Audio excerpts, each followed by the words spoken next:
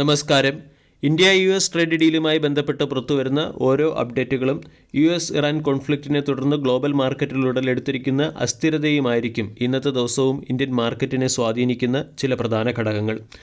മാർക്കറ്റിനെ ഹയർ സൈഡിലേക്ക് നയിക്കുന്നതിനാവശ്യമായിട്ടുള്ള ഫ്രഷ് ട്രിഗറുകളുടെ അഭാവത്തിൽ കഴിഞ്ഞ ദിവസവും മാർക്കറ്റ് 0.22% ഇടിഞ്ഞ് 25,732 ക്ലോസിംഗ് നൽകി. US ഇറാൻ കോൺഫ്ലിക്റ്റിൽ ഇറാനെ പ്രൊവോക്ക് ചെയ്യുന്ന രീതിയിലുള്ള പല സ്റ്റേറ്റ്മെൻറ്റുകളും അമേരിക്കൻ പ്രസിഡന്റിൻ്റെ സൈഡിൽ നിന്നും പുറത്തു വരുന്നുണ്ട്.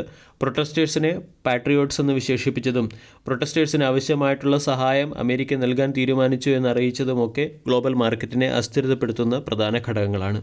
കൂടാതെ ഇന്ത്യ US ട്രേഡ് ഡീലുമായി ബന്ധപ്പെട്ട ചർച്ചകൾ പുരോഗമിക്കുന്നുണ്ടെങ്കിലും ഔദ്യോഗിക കരാറിലെത്താൻ വൈകുന്നത് മാർക്കറ്റിനെ സംബന്ധിക്കുന്ന ഒരു പ്രധാന കൺസേണായി മാറിയിട്ടുണ്ട്. 2030 രണ്ട് രാജ്യങ്ങളുടെയും ബൈലാറ്ററൽ ട്രേഡ് $500 ബില്യൺ എത്തുമെന്നാണ് ചർച്ച നടത്തിയ പ്രതിനിധികൾ പറയുന്നത്. കൂടാതെ ഇന്ത്യ അമേരിക്കൻ എനർജിയും ഡിഫൻസ് എക്യുപ്മെൻറ്റും വാങ്ങുന്നതിലായിരിക്കും കൂടുതൽ തുക ചെലവഴിക്കുന്നത്. അതോടൊപ്പം തന്നെ ഇറാനുമായി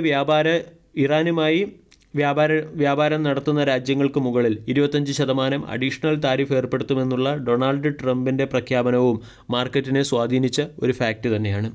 ഇവിടെ ഇറാൻ്റെ ഏറ്റവും വലിയ ട്രേഡ് പാർട്ണർ ചൈനയാണ്.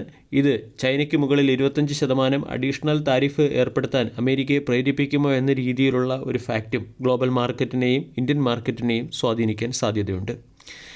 മാർക്കറ്റിനെ സംബന്ധിച്ചിടത്തോളം 26,000 വളരെ പ്രധാനപ്പെട്ട ഒരു റെസിസ്റ്റൻസായി പ്രവർത്തിക്കും. 26,000 എന്ന ലെവൽ ബ്രേക്ക് 26,000 ഒരു സൈക്കോളജിക്കൽ റെസിസ്റ്റൻസായി മാറാനും സാധ്യതയുണ്ട്. ഇനി ഇന്നത്തെ ട്രേഡിംഗ് സെഷനിൽ സ്റ്റോക്ക് സ്പെസിഫിക് ആക്ഷൻ വരാൻ സാധ്യതയുള്ള ചില പ്രധാനപ്പെട്ട സ്റ്റോക്കുകളിലേക്ക് കടക്കാം. ICICI ലോംബാർഡ്, ടാറ്റ എൽക്സി, ജസ്റ്റ് ഡയൽ തുടങ്ങിയ സ്റ്റോക്കുകളെയാണ് ഇന്ന് നമ്മൾ ഫോക്കസ് ചെയ്യേണ്ടത്. ICICI ലോംബാർഡിൻ്റെ ക്വാർട്ടർലി റിസൾട്ടിൽ കമ്പനിയുടെ നെറ്റ് പ്രോഫിറ്റ് 9% ഇടിഞ്ഞ് 724 കോടിയിൽ നിന്നും 659 കോടിയിലേക്കെത്തി. കമ്പനിയുടെ നെറ്റ് പ്രീമിയം 12% വർദ്ധിച്ച് 5,685 കോടിയിലേക്കെത്തി. ഗ്രോസ് പ്രീമിയം 15% വർദ്ധിച്ച് 6,474 കോടിയിൽ നിന്നും 7,433 കോടിയിലേക്കെത്തി. കമ്പനിയുടെ കമ്പൈൻഡ് റേഷ്യോ 105% നിന്നും 104% എത്തുകയും ചെയ്തിട്ടുണ്ട്. ടാറ്റ എൽക്സിയുടെയും ക്വാർട്ടർലി റിസൾട്ട് അത്ര മികച്ചതല്ല. നെറ്റ് പ്രോഫിറ്റ് 30% ഇടിഞ്ഞ് 155 കോടിയിൽ നിന്നും 109 കോടിയിലേക്കെത്തി. 96 കോടി രൂപയുടെ ഓൺ ടൈം ഇമ്പാക്റ്റിൻ്റെ പശ്ചാത്തലത്തിലാണ് കമ്പനിയുടെ net profit ഇടിഞ്ഞത്.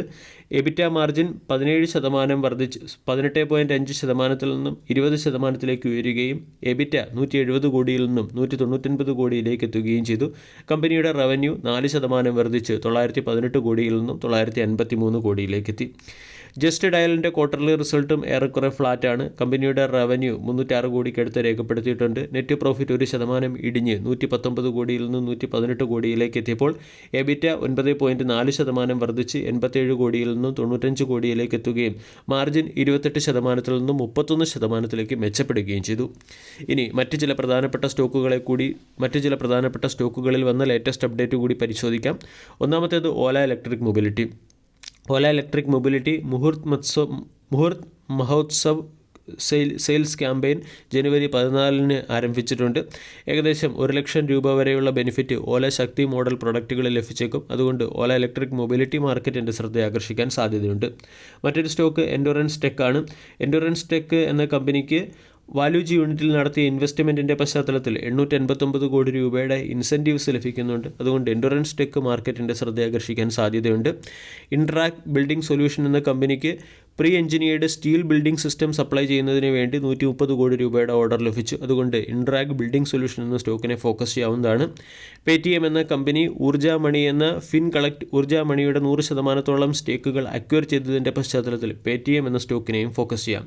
First source solution എന്ന കമ്പനി ടെലിമെഡിക് എന്ന കമ്പനിയുടെ 100% സ്റ്റേക്കുകൾ $3 മില്യൺ അക്വയർ ചെയ്തതുകൊണ്ട് ഫസ്റ്റ് സോഴ്സ് സൊല്യൂഷൻ എന്ന സ്റ്റോക്കും മാർക്കറ്റിൻ്റെ ശ്രദ്ധ ആകർഷിക്കാൻ സാധ്യതയുണ്ട്. വീഡിയോ എല്ലാവർക്കും ഇഷ്ടമായി എന്ന് വിശ്വസിക്കുന്നു. Thank you.